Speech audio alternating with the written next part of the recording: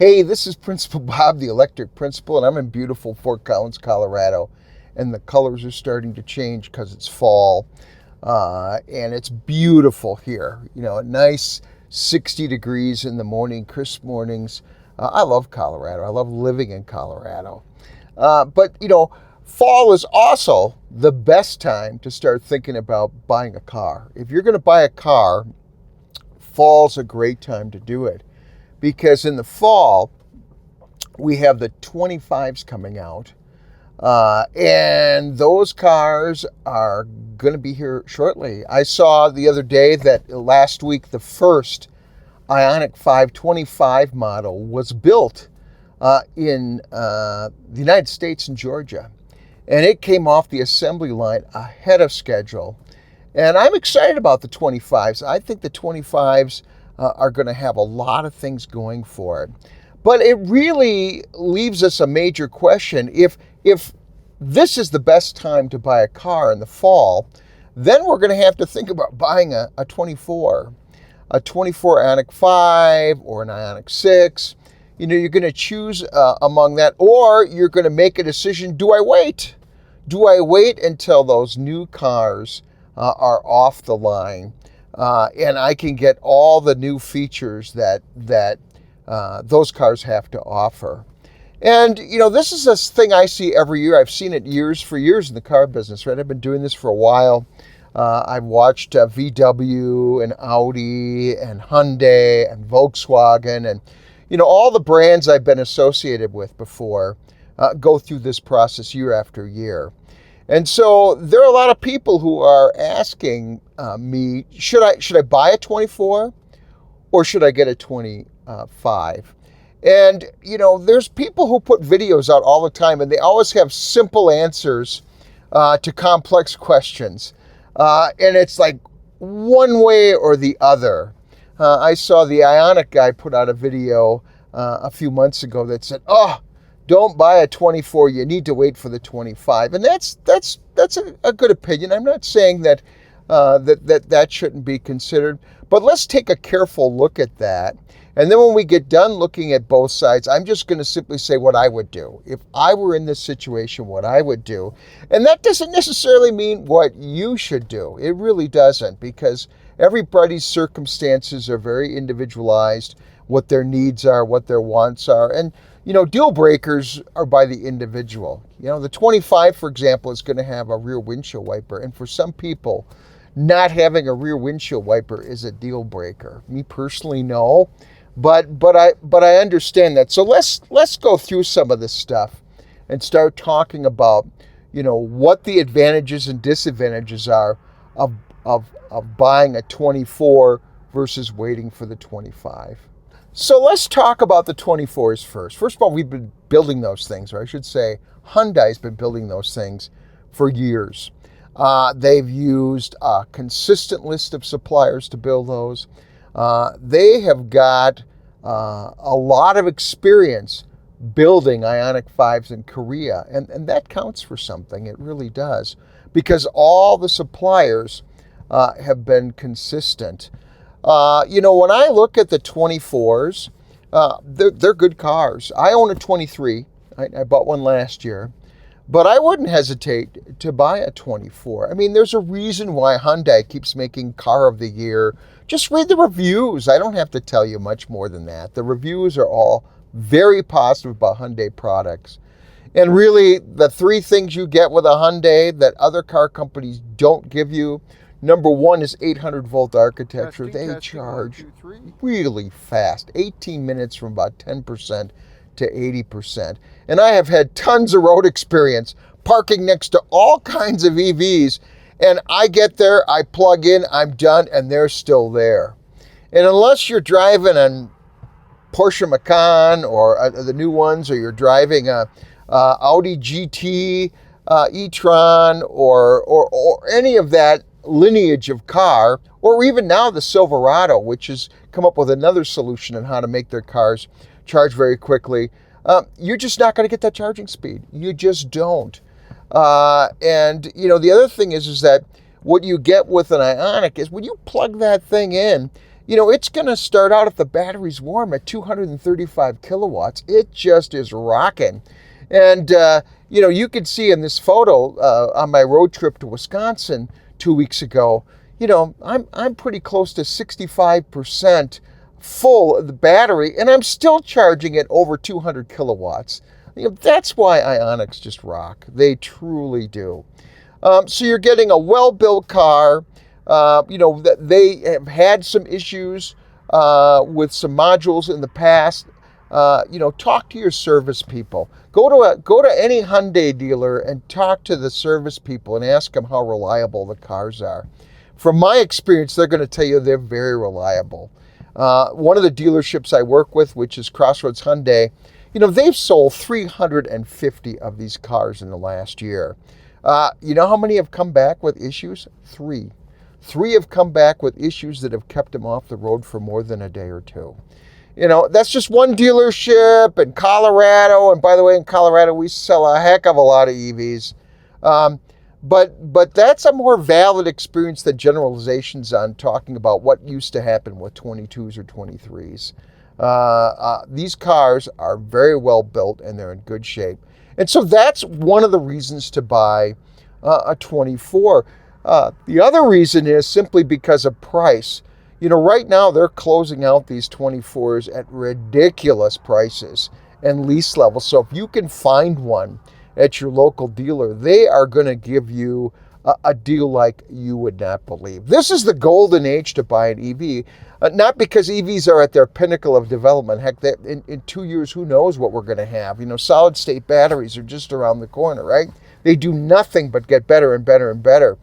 But right now, you have the perfect harmony of tax credits. You lease Ioniq, they're going to give you $7,500 in credit, not because Hyundai's getting it, they're just doing it to compete with other companies. All right?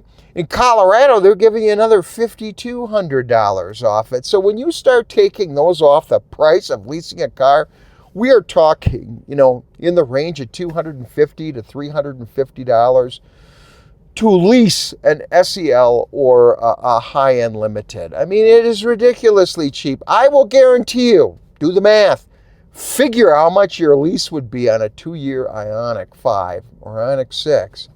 The biggest discounts, by the way, are on the Ioniq 5s. That car will depreciate more in 2 years, I guarantee you, than what you're going to pay in that lease. And that, to me, makes a lot of sense. Makes a lot of sense to lease a 24 because they are absolutely the best value. There is no doubt. So if you want an Ioniq, if you want proven technology, if you want a car that's been improved over the last 3 years, you buy a 24. It's a good decision, all right? But may not work for you because you may want what's coming on the 25. So what am I going to get on a 25? Well, let's say I want the latest greatest. Well, I'm going to get a battery that's bigger, right? We're going to go to 77.4 to 84 kilowatts. And, we could slice what version of the car you're going to buy, but think about it this way. It's about 20 miles more. You're going to get about 20 miles more of fuel in that car in range. Now, that's good, but you got 800 volt architecture, so you charge crazy. So to me, the 20 miles wouldn't be a deal breaker because I've already got one of the fastest charging cars. And the speed of charging is every bit as important to range because you just charge more often, but you charge at such a fast speed, you save time anyway. So that's it. We're going to have a new XRT trim that's going to come out in the 25. A lot of features on the Limited are going to be on that XRT. And it's going to be a little beefier, more of an off-road look. If you like that style, we got nothing that can compare to that right now in the 24s. So if that's your choice, if you just really like that trim level, then you're going to go wait for the 25. Now, on the other hand, you're not going to get an increase in horsepower with a 25. That's not going to happen. And, I am still not sure whether the brand new 25s are going to have that NACS plug, the Tesla charging plug already built in. I've heard so many contradictory stories about that. Whether that's going to be the fourth quarter, whether the brand new ones are going to come out, we will soon see. And if you can go online right now, you'll probably be able to, almost immediately after this video, find out the answer to that question from somebody. Somebody's got the answer to that. But to me, it's not a big deal because all you do is have an adapter. I have been using an adapter on my CCS ported Ford Lightning, drove it all the way to Texas and back, taken it on multiple road trips, used Tesla chargers. It's not a big deal. You don't have to wait for getting a native plug. There's no magic solution that's going to make that big of a difference. Like I said, I drive one all the time and use that plug-in with my Ford, and it's not a problem. Okay, you're going to get things like a rear windshield wiper. That's a big deal to a lot of people. It really is. It's a deal breaker for some people. They absolutely need that rear windshield wiper. To me, it's not a big deal. I've been driving one for a year, and it's not a big deal. I kind of like pulling into gas stations and cleaning off my back window once in a while and not pumping any gas and looking at all the people spending all that money on gasoline. It's not that big a deal, but if it's a deal breaker for you, then you got to wait for the 25. You're going to get a lot of nice little updates like, the brand new C charging ports that work for modern Android and Apple phones. You're going to get that. You're going to get wireless CarPlay, which is coming to the 23s and 24s over an update, but you're going to get that right away. That's a nice thing.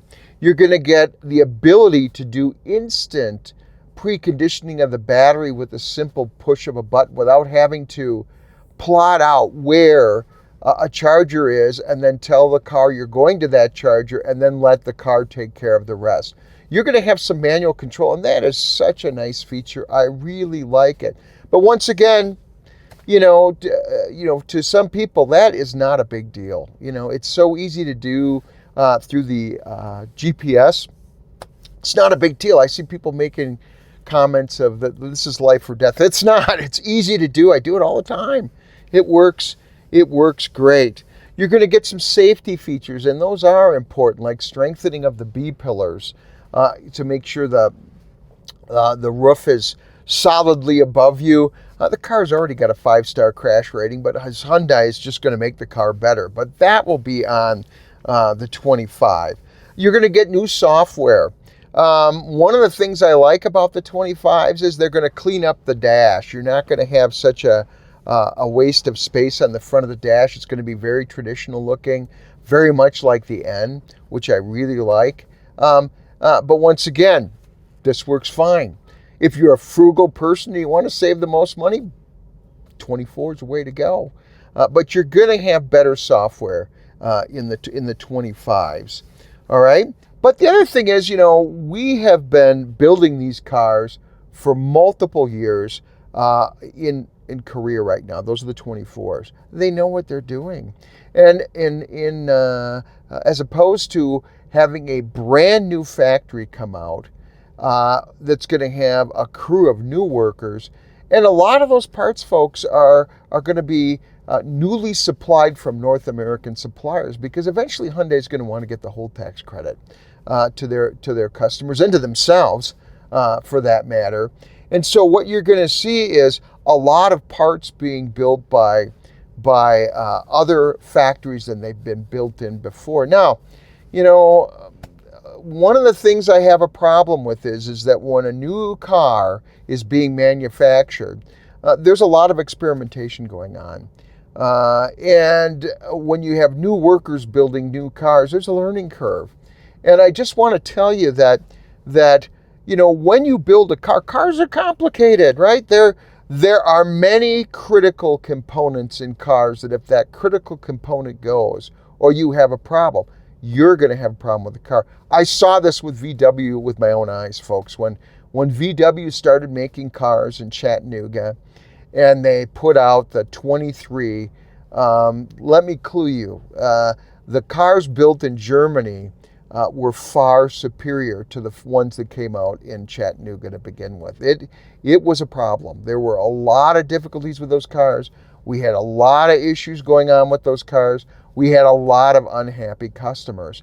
And, I'm not blaming VW. I think they should have taken longer to work the bugs out before they started producing those cars. I think it was too much of a rush to do that. But it caused problems, and we had too many cars coming back on the back of flatbed tow trucks because they had issues. Folks, I have a real simple rule, and it's not an uncommon rule. I don't buy a car until the second year of production. I just don't, because I know about those critical factors of production. And I know that within the first 6 months, there will be 150 to 1,000 changes that are going to take place on that assembly line, and little processes that are going to be altered to make better cars. And so, one of the reasons that I personally, now I'm going to tell you what I would do personally. One of the reasons I would personally buy a 24 or lease, not buy, lease, is because I would get a car at the lowest possible price I could. And I would lease that car for 2 years because I'm going to get the full impact of that $7,500 that Hyundai is giving me. Plus, in Colorado, I'm going to get another $5,300. And that's all going to come off the top of the car. So I'm only leasing a very small portion of that car. And I will guarantee you that the cost of that car is going to be less than what it's going to cost when the 25s come out. Because, when you get the latest and greatest, you have to expect to pay for it. You'll always pay more for the latest, greatest. Now, there is a little problem here, and that is finding 24s. That's going to be a little tricky for you. Now, in Colorado, there is no problem. In Colorado, because we have that extra $5,200 or $5,300 coming from the state, Hyundai keeps pouring in Ioniqs into this state. But why wouldn't they? Because in a way, you're an, I won't say it that way. Yeah, you are. You're an idiot if you don't lease an Ioniq 5 at the current prices. They're so cheap that for $220, $250, these cars a year ago would have been $700, $800 to lease them, and right now they're $250 to $350. I mean, that's crazy cheap, right? So Hyundai knows that, and so they're shipping all the cars here. And we have many of them. We have a lot of Hyundai Ioniq 5s and 6s for sale. When I travel to other states the last couple of months, I don't see anywhere near that amount. I've been to Wisconsin and Illinois. I've looked at Hyundai dealers in those areas. I went down to Texas. They don't have anywhere near the number of cars left on the lot that we do, only because it just makes sense for Hyundai to sell them here. So if you can't find the exact car that you want, if you can't find the color that you want, consider looking in a different state that has bigger tax breaks. You won't get those tax breaks, but you'll get the car you want, and you'll get it at a really, really low price. And you don't have to wait for the 25. Now, do I think it's a reasonable thing for a person to wait for the 25? If you're the kind of person where there's deal breakers on the 24s, like a rear windshield wiper doesn't exist, or you want the latest and greatest, because that software is going to be really nice, folks, and the displays are going to be nicer in terms of more traditional looking setup, and you want a bigger battery with the 20 miles or more range. All those things are going to be true about that car. And if you want that, go ahead and wait for the 25. I might wait a little longer because I wouldn't want to buy the first 100 that come off the production line. Let's put it that way. I wouldn't want to be the guy buying that. And I'll always tell you the truth of what I really think. I wouldn't want that car. All right. But on the other hand, if you want the best deal and you want a car with a proven record where the bugs have been worked out to a significant level, then you're going to go buy a 24 and you're going to go find one. And trust me, dealers will get those cars to you in states that have a higher number of cars to sell. It's not a problem. They can do that, lease it to you, and you're going to get the best value. So you just have to figure out which camp you're in. And I don't think either one is a bad decision. But if it were me, it'd be real simple. I lease a 24. I lease it for 2 years. I get a rockin' hot deal on that car. I put 20 to 24,000 miles on that car.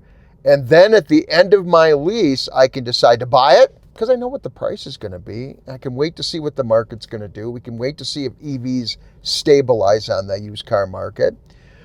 Or I can turn around and lease another 26 or buy a 26, and they will have had 2 years of experience of building those things in the new plant. And I'm going to guarantee you the car will be much improved over that time period. So that's what I would do. It may not be what you want to do, and I perfectly respect your decision. And anybody who tells you you're making a poor decision doesn't know what they're talking about. Because really, what you have to do is make a decision that works for you. So those are kind of your options. Hey, have fun shopping around. Take a look at those cars. I can't wait to get my hands on the 25 because I love the N model. It has a lot of those features in it already. Heck, I even love the Kona electric because it was the first car to have a lot of these new features in it that you're going to find on the 25s. So go ahead, make a good decision. Go get an electric car. Electric cars are simply the way to go. It is so cheap to operate these cars. You know, it cost me $2.30 in Fort Collins to drive 100 miles in my Ioniq 5. It is so inexpensive compared to when I take out the old gas car.